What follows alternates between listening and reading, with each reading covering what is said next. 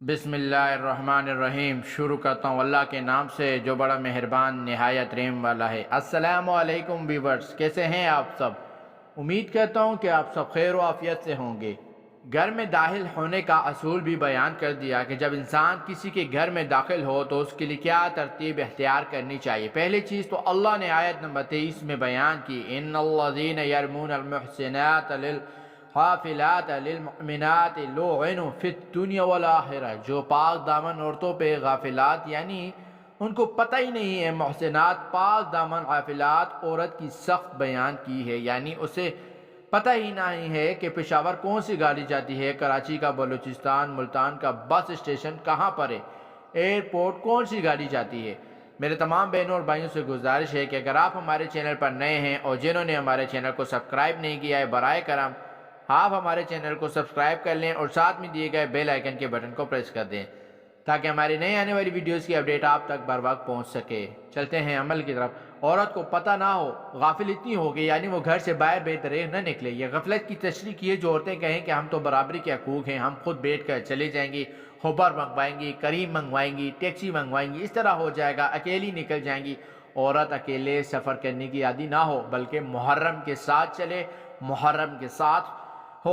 یہ غفلت ایک ایس کی تشریح کی ہے، اور لعنوا فی الدنیا والآخرہ، اس پہ اللہ کی لعنت ہوگی جو پاک دامن عورت پر تہمت لگائے گا۔ اور پھر الخبیثات للخبیثین، یعنی پتہ یہ چلا کہ بدکار مرد بدکار عورتوں کے لیے، بدکار عورتیں بدکار مردوں کے لیے، پاک عورتیں پاک مردوں کے لیے، پاک مرد پاک عورتوں کے لیے۔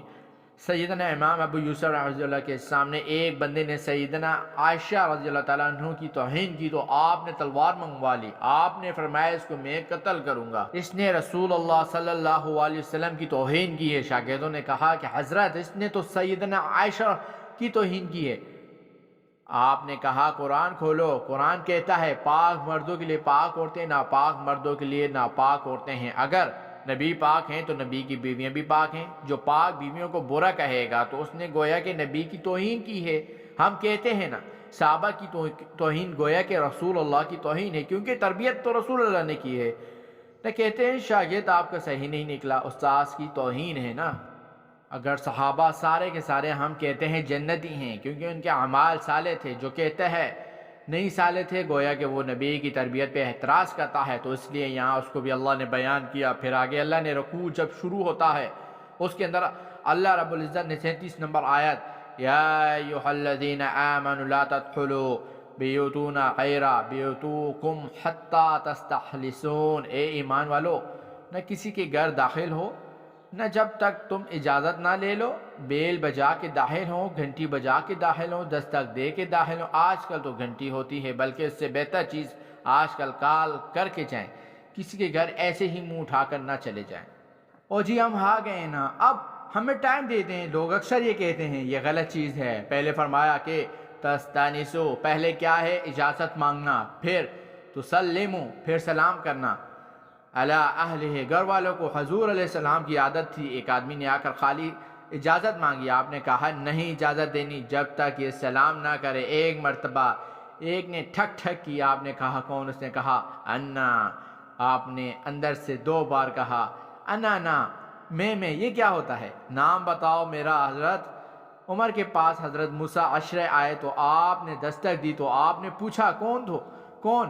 تو انہوں نے کہا موسیٰ عشری، تو آواز دی، تو پھر آپ نے فرمایا آ جاؤ۔ اب پتہ یہ چلا کہ جب بھی آپ کسی کو کال کریں تو نہ کہ پہچانا مجھے، بلکہ آپ پورا اپنا نام بتائیں۔ اور دوسری بات ہے کہ جب کسی کے گھر جائیں پہلے السلام علیکم ورحمۃ اللہ، میں آنا چاہتا ہوں، اور نام اپنا بتائیں۔ پھر باہر سے اندر، یہ نہیں کہ دروازے سے، یہاں تک کہ فرمایا کہ اگر بندہ سفر سے واپس آتا ہے تو وہ بھی اپنے گھر پہ بیل بجائے بغیر اندر داخل نہ ہو۔ میری بہنوں اور بھائیوں، یہ آج کا وظیفہ تھا۔ امید کرتا ہوں کہ آپ کو ہماری آج کی ویڈیو ضرور پسند آئی ہوگی۔ اگر آپ کو ہماری آج کی ویڈیو پسند آئی تو ویڈیو کو لائک ضرور کیجیے گا، کمنٹ سیکشن میں اپنی رائے کا اظہار کیجیے گا، اور ویڈیو کو اپنے دوستوں اور فیملی ممبر کے ساتھ ضرور شیئر کیجیے گا۔ اپنے واٹس ایپ، فیس بک پر آئی ڈی پر ضرور شیئر کیجیے گا۔ کیا پتہ اس وظیفے کی کسی کو ضرورت ہو، جس کو ضرورت ہوگی اس تک یہ وظیفہ پہنچ جائے گا آپ کے ایک شیئر کرنے سے۔